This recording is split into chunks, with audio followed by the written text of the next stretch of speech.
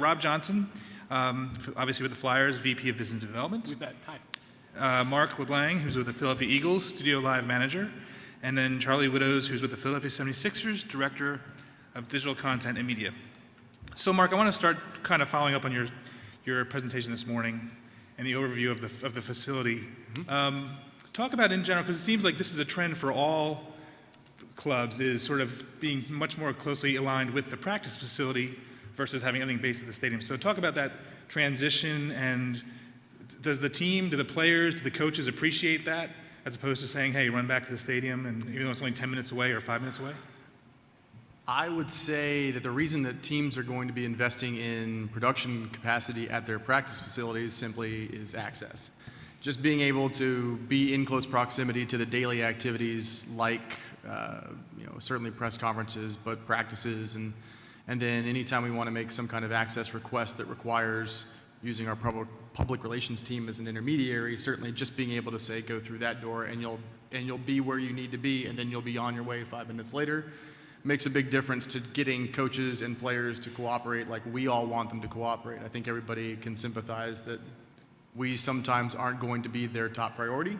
We understand that, so we put ourselves in a position to be as efficient as we can be when it comes to making those asks with them. Trying to think what the last part of your question was. Well, as far as the players and the coaches, they appreciate it. So as far as them appreciating it, I would say it definitely has more to do with get me in, get me out, and get me on my way, and I'll do it. But I don't know if I could honestly say that players and coaches love doing what we ask them to do. It's all about making it as low impact on their day and their time as we can possibly make it. Right. Well, let me follow up for all three of you as far as that, because that is the core, right? So, because I've been talking to people, if the players are into it and the coaches are into it, the video is better, obviously, and the fans can feel that they're not being, doing a hostage video. So how do you sort of work with them and placate certain personalities or pull the right things out of their personalities? Or the grumpy star, or the grumpy star who's maybe not playing well enough, so that's why they're grumpy? How do you kind of manage personalities and get the most out of them? Yeah, I just came from the Knicks, where the practice facility was an hour drive away from Manhattan, so the proximity was an issue. I mean, our goal was to show basketball operations that we were not the media. We're part of the team. We're there to create cool content, sure, but also make them look good. I mean, no matter what's happening. So if we can build trust just by seeing each other and staying out of their way most of the time, then when we ask to get in their way, they know why we're doing that. And it's not just when there's a negative story that the media will pounce on. It's just, we just want to do something fun, and can we do this time? So with the Sixers, our practice facility, as most people I'm sure know, is moving to Camden, where the business department and the basketball department are going to be together. And I think that's an exciting opportunity for us because, again, with a young team, most of the time I think the young guys are more inclined to participate with what we want to do because they understand what social media and digital media can do for them. So then when we move over there and they get to see our faces and, we're going to be on the team playing or with the team in practice, but to see that we're part of the same bigger team, I think will have real value to them. And I think it's important that we maybe distinguish what our primary experience is as far as the relationship between what we do and the team.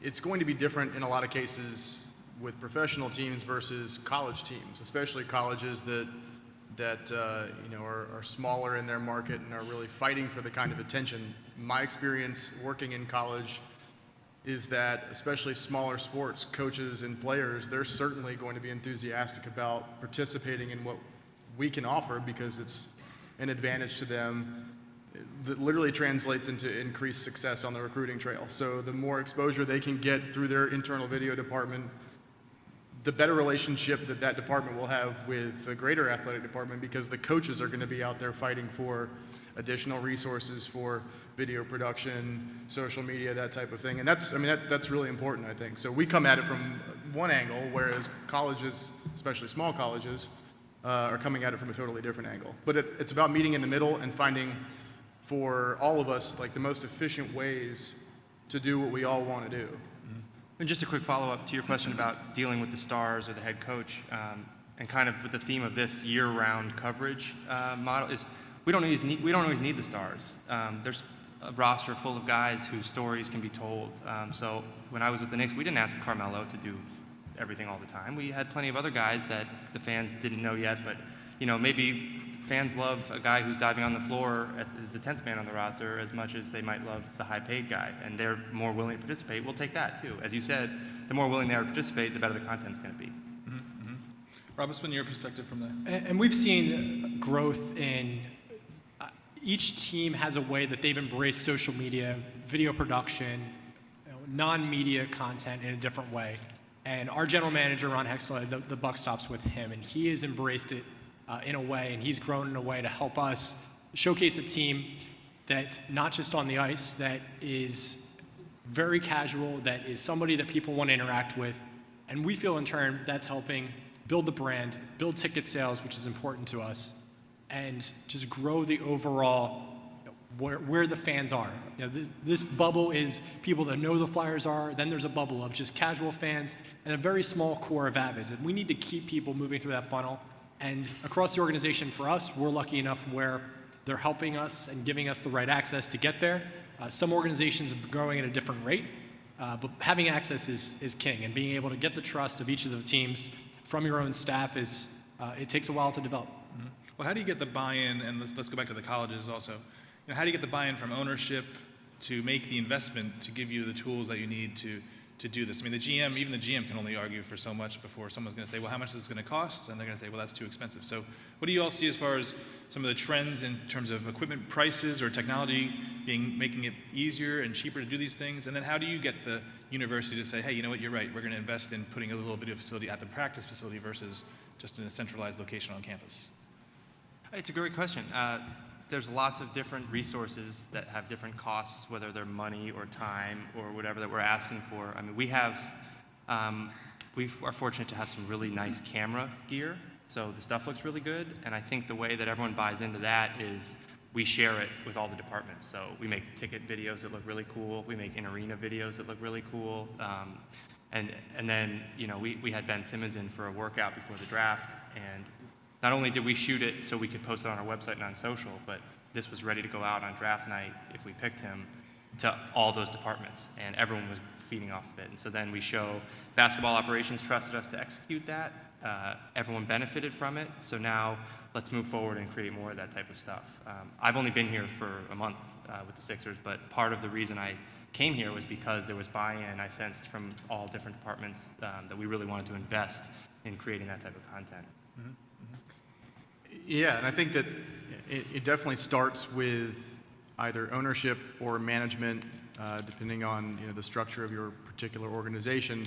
Understanding that the role that we can play is either helping to participate in the narrative about the organization, or even be the dominant voice for that narrative in some cases. So to be able to say that we can leverage that the organization can leverage what we can provide into having a direct conversation with its fan base, I think is meaningful. It's very easy to understand that whether your objective is to increase awareness about your brand in the market, or as quite as straightforward as trying to drive ticket sales, I think that it's more and more being seen as like a legitimate path to talk to the fans, to talk with the fans. It's not a one-way conversation. I think that you're doing yourself a disservice if you believe you can do it without their direct input.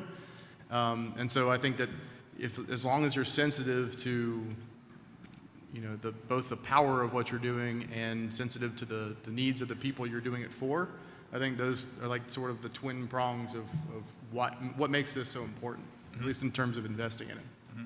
Well, Rob, you mentioned being casual, right?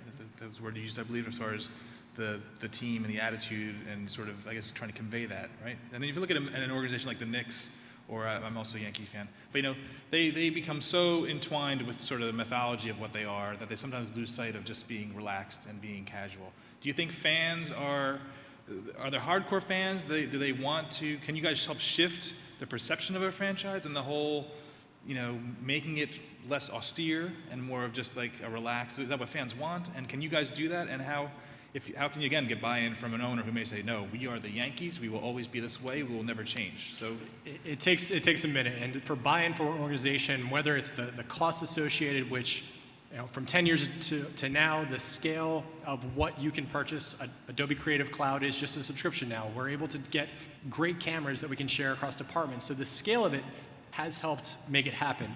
The casual fan and shifting the image of a brand because the audience is so large, everybody's on Facebook or some type of social media, definitely on the internet or some type of Google search.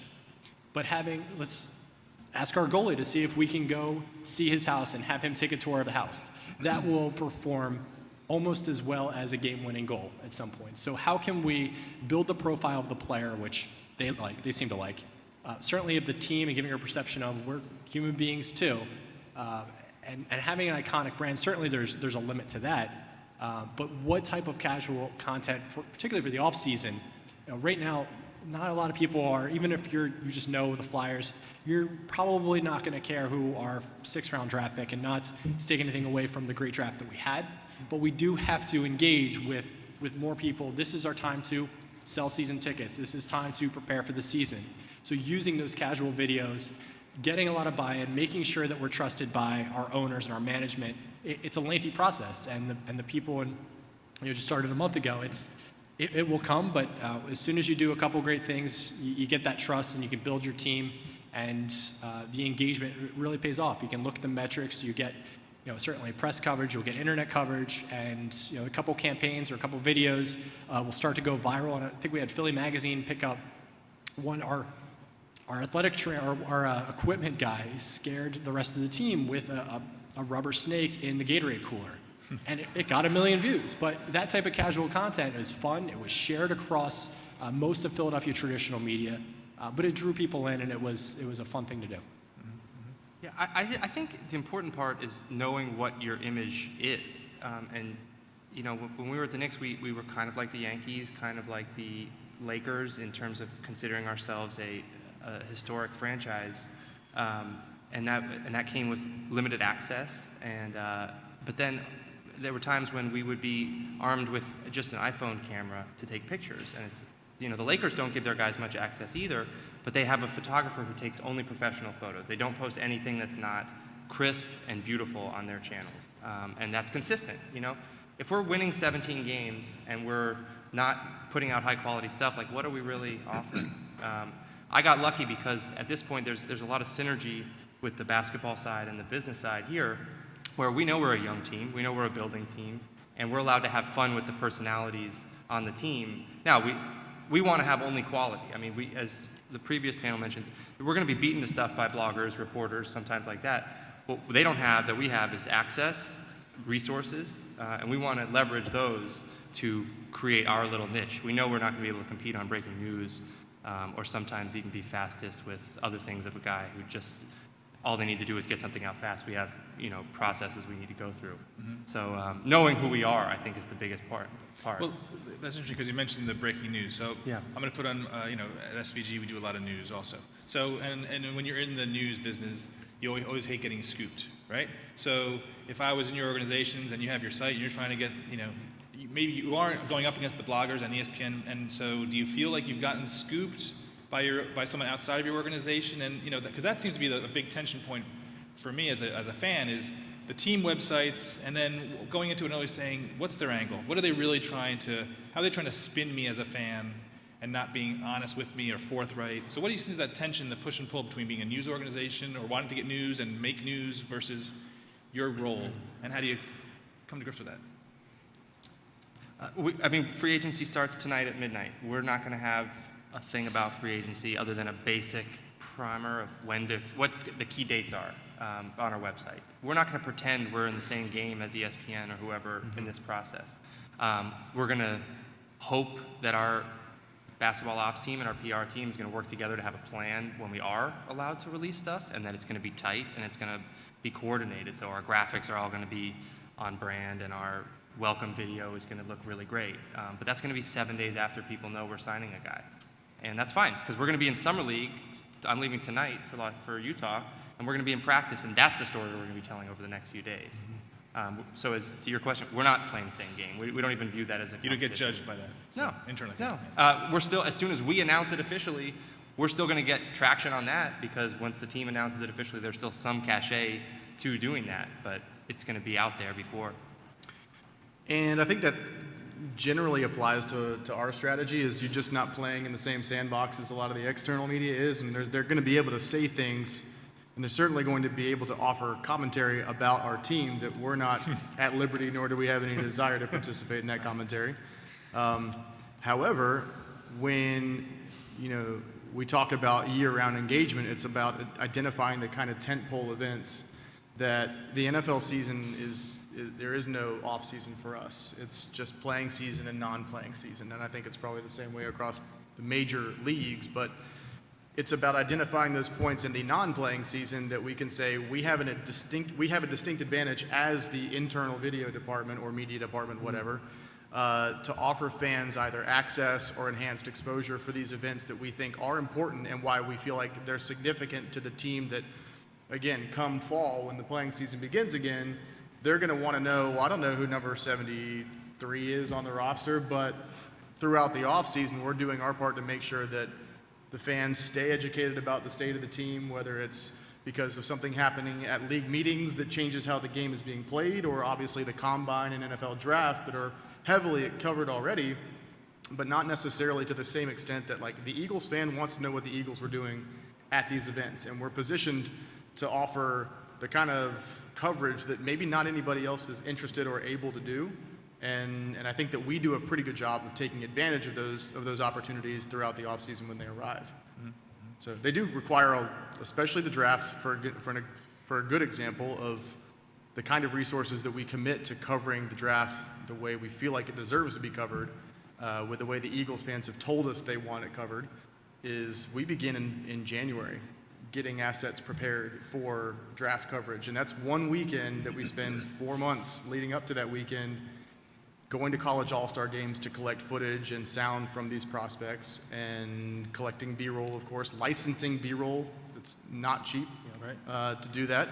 And then having graphic assets prepared in advance. And we outsource a lot of that stuff now because it's such a significant resource cost that we don't have the people in-house throughout the non-playing season to commit so much to that for one weekend of coverage. But we believe that it deserves to be covered the way we can cover it, so we choose to do that in a way that nobody else can. Right. I mean, there is really no more off-season in any of the sports. It seems like they've all done a very good job, each of the leagues, of creating a year-round calendar of events, whether it's the draft buzz and so, I mean, you guys are kind of, I mean, does that help you all, that there's always these tentpole events that are just almost every 3 weeks? No, we just want to go to the beach. Yeah. No, for the tentpole events, and all the leagues have done well. We just got done, it was the NHL awards, and then it was the NHL draft, and then we have free agency. So the tentpoles, it keeps the fan base engaged organically. Where we can fill in the gaps is that casual content. And if we can't break news first, which many of the times we can't, we'll try to give the best, most relevant, quick graphic or high-quality piece of content and try to get that out there first, because that seems to be certainly lacking a lot of times where people are just quick to break. We'll try to put it in context. We'll take a few more, maybe an hour or two to really perfect what our message is going to be, make sure it's certainly approved and we have the trust of the team, and then we'll get it out. So if we're not first, we're typically working to get the highest quality, at least story or message or what the context behind that was. Mm-hmm. Right. I'll follow that up by saying we don't consider ourselves a news-breaking organization either. And other than sending out an official release regarding a roster move or something to that regard, we're not the ones who are going to break it, whether we send the press release out at the time we plan to or not. That news will get out there. But again, if there's a press conference to be had, if there's official commentary to be made by the team, we treat press conferences as full-fledged productions. And we want to make sure that it's an entertaining and informative experience for the people who might come to watch our press conference rather than watch it on CSN or any other of our competing media here in the market, because we want to make sure that we're not controlling that message, but we are making our fans understand why what happened was significant to the team. So we see it as part of our role to keep them well educated. Mm-hmm. What I find fascinating about you have such large rosters, and there are so many stories that could be told. I mean, to your point, the sixth round pick may have an amazing backstory that you can make them a star by just telling that story and trying to find out how. And you have the access, the resources.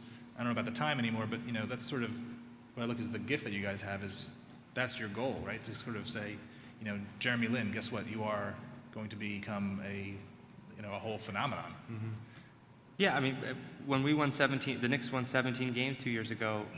We were looking to the draft before the season was even over. I mean, we were everyone's looking ahead, and we can find our ways to fit in there. But also, like the undrafted 10-day contract who gets a call up, he may be the 10th man on the roster when you're good, but you get to know him then, and all of a sudden fan loyalty builds because they start to follow that guy's story. And sometimes it takes a little while to convince people who are only looking at immediate results that person matters or that story matters. But again, like last year when I was with the Knicks, I think we won 30-something games, but the fans supported the team because we had created a story from draft night on with this kind of like young team that played hard, and then there was loyalty throughout the year. And a lot of the advantages to being in the position that we're in, and this extends even more so when you go back to the college world, is we obviously work in close proximity with a public relations department, and on the media communication side in college, the folks who work most closely with those teams, they know those stories already. So we're not having to do a lot of that research from scratch. Those stories are there to be told, and we often have help getting people to say, hey, this player has a really great backstory, it's worth telling. And then, like I said, that can be translated to, there being a video feature or a text feature or a social feature or all three of those where you're telling the same story using different outlets. But again, it's helping to elevate the profile of the program and the players and coaches who participate in it. So a lot of times we don't have to do the heavy lifting to that stuff because there are people who want these stories told, and they'll come to us for it. And it's also not just in a content sense, but it also makes the off-court story much richer. So when you fall in love with the 10th man on the roster story and all of a sudden you see them at a community event, the picture we take of them doing whatever they're doing means something more to the fans than if they don't know this person and it's just, oh, why wasn't Carmelo there? It's, no, there's a guy on the team who cares, and people think, oh, wow, he's giving back, and we like that about this organization. Well, the two things I would follow up is, number one, I remember in like 1985 or 86, watching CBS during the NBA Finals, and they did a thing on the 10th man on the Lakers, and it was Byron Scott. So you never know what's going to happen with the 10th man. And also, to your point, if there's 7-year-olds, 8-year-olds, 9-year-olds that you guys want to reach, there's no such thing as a bad player. If they're it doesn't matter if they're the backup punter. If they're down at the car dealership signing autographs, the kids I can vouch for that firsthand. It's very exciting for them. So when you're doing these profiles or those kind of shots, do you use different types of cameras? Do you like to use the DSLRs and get the full frame sensor look, or how do you kind of approach which tool is right for the certain project? Whatever we have available at the time, and player time and management time is sometimes just taking out your iPhone. It will get the job done. And it's unfortunate when you can't have a full lit setup, but whatever tool we have at the time, whether our training facility is in Voorhees, we're not certainly close by like the Eagles are, but whether we're in Voorhees or whether we're at the stadium, it's really whatever tool we have, and we try to plan in advance, but we're really, whatever best we can do with the time that we're allowed. Yeah, certainly there are functional constraints that you have to be considerate of because it's about the story, and as much as the medium and the format, the camera we use can contribute to that story. If that's not the highest priority part of this process, then you just do with what you got at hand. But I would say that when we are afforded the time, and a lot of the features that I'm talking about doing, we send a crew or at least one of our producers to a place with a player. And obviously, we try to make sure that we are traveling with the equipment that we think will best help us tell that story. But sometimes you're just not afforded that luxury. So, it kind of goes back to what I was going to talk about a little later on with when you're presented with your budget and you're trying to research what kind of equipment you're going to look into for that season. How is this going to help me take our productions a little, one further step forward? Identifying after doing a lot of research what kind of gear acts as, a specific solution for lots of different scenarios, I think is where you do yourself the most favors. Don't fall in love with DSLR when, fixed lens camcorder might be the better way to go simply because it's, a more versatile tool. So just, considering that budgets are certainly limited and understanding like, everybody has the the idea of doing this with like a cine lens and an Arri Mira camera like we have, you're not always going to be able to do that because there are other constraints at play. So pick the gear based on how that gear might best serve your needs now and going forward. Yeah, I was dealing with a lot of camera transportation issues today as we're about to fly out for Summer League. We're taking our Mira, and then we have a DSLR that we're gonna. I think when a undrafted rookie gets a big camera hoist in their face for a little social video, maybe it freaks them out a little bit. So the iPhone might be better, or the DSLR. But yeah, we use our Mira for all game footage. Right. Yeah. And obviously, we talked about casual types of videos. Now, how about well, first of all, how would you describe, are there any casual Philadelphia sports fans? Because they all seem very rabid and kind of crazed. But, I mean, how do you define the casual fan versus the hardcore fan? What are they looking for out of your organizations? And then how do you make the casual fans into the hardcore fans? It's almost like if you compare our Facebook, and as I was saying earlier, 1.5 million people like us on Facebook. They don't necessarily love the Flyers. So you have to, with a casual fan, know where to start to throttle what they may care about. And we can go into our CRM system and we can see how people are integrating, or at least when we're calling them, when we're emailing them, what analytics we can get on that person. However, it's sometimes just a gut call of how do you throttle the casual versus avid content at the given time. And I think it has as much to do with defining casual versus hardcore. I think it's maybe oversimplifying it a little bit, but the hardcore will come to you, and the casual will want you to go to them. And I think that has kind of informed our new strategy of not necessarily housing everything on PhiladelphiaEagles.com, but treating PhiladelphiaEagles.com like just one of another potential channels to reach our fans with. So like we know that we'll get heavy traffic to that site or to that app in the playing season, and then not so much during the non-playing season, but maybe around those tentpole events too. But people are always scrolling through a Facebook feed or a Twitter feed or Snapchat or Instagram or whatever. So depending on what you're trying to put out there, the casual fans are going to be congregating, on different social channels than your hardcore fans. They'll be there too, but they'll come to you in most cases. Whereas the casual fans, again, they kind of, in my experience, they want you to go to them. Right. Well, as far as the social media strategy, because what I find also fascinating is the hardcore fan would probably enjoy 5 or 6 social media engagements every day, whereas the casual fan may only want 1 or 2 on a weekly basis. And also, the trick is, sometimes they're pushing ticket sales versus just being good content. So how do you sort of balance how much is enough on social media? Are some platforms is Twitter more, kind of overrunning the gates friendly than Facebook? How do you kind of balance? It is, and it's where the networks have positioned themselves. A Twitter person might be different than a Facebook person, certainly different than a Snapchat person, and Instagram. And our home base and how we use PhiladelphiaFlyers.com is the avid fan that is searching out that information. So we'll always make PhiladelphiaFlyers.com our home base. We'll know that for the most part, Facebook enjoys this type of content, so we'll tailor that content, whether it's the same video that we shot, we will edit it specifically for each network. So different sizes for Twitter. There's certainly a lot more information on Twitter. And then if it's something where there is a tentpole event or there's something where avid fans are going to reach out to it, PhiladelphiaFlyers.com is that home base. So making sure that we're staying within the lanes of what that channel, each social channel would be in the framework of how they interact with each other in that network, and then using the website as the home base. And the app. Yeah, I would just say that that's a strategy I think that's only just becoming like apparent to even us, where it's for several years it was a lot like what print journalism did once websites became viable. It was just whatever goes here also goes there, right. And it didn't do anybody any favors because you didn't give them a reason to go to your Twitter channel or your Facebook channel, but to find what each network is good at and tailor your content to that. We're doing the same thing. Yeah, and to your point, I don't want to jam all of our content to everyone. One of the things, as you said, we're all fans up here probably. I want to give diehard Sixers fans cool Sixers content. So we're looking for new content streams that they can just get, that I don't have to throw at other people, whether it's a podcast or a newsletter that's just content.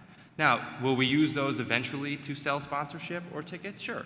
But not everyone is going to be a ticket push. It's going to be great written stuff and then brought to you by whoever. And then that'll be a way to integrate it. But in addition to tailoring the social feeds, it's also being able to, we do want to, we cover the team too, and not in the same way as traditional media, but we want to be able to provide that type of quality as well. Mm-hmm. Now, do you guys use Facebook Live or Periscope, and where do you see those fitting into your operations? And it almost sounds like a nightmare, by the way, to have, knowing that your players and coaches are out in the public doing, just having a fun time at a party, and there's somebody who can do Facebook Live and just sort of, oh, look, here's so-and-so at this party. Facebook Live and Periscope and the usage, particularly Facebook Live, is gaining steam. We'll use it for things that are mostly scripted. So press conferences will go on to Facebook Live. People at a party where you can't see what's going to happen, probably not so much. But being able to use Facebook Live is going to be a great platform. We're figuring out where in the space we should be. However, for now, it'll stick to, we know what's going to happen with this event. We don't really want any surprises. It's still learning about it. Right. So you're looking at it as a great way to engage with fans who are obviously most likely on their phones with Facebook, and that you can deliver video as opposed to on the website.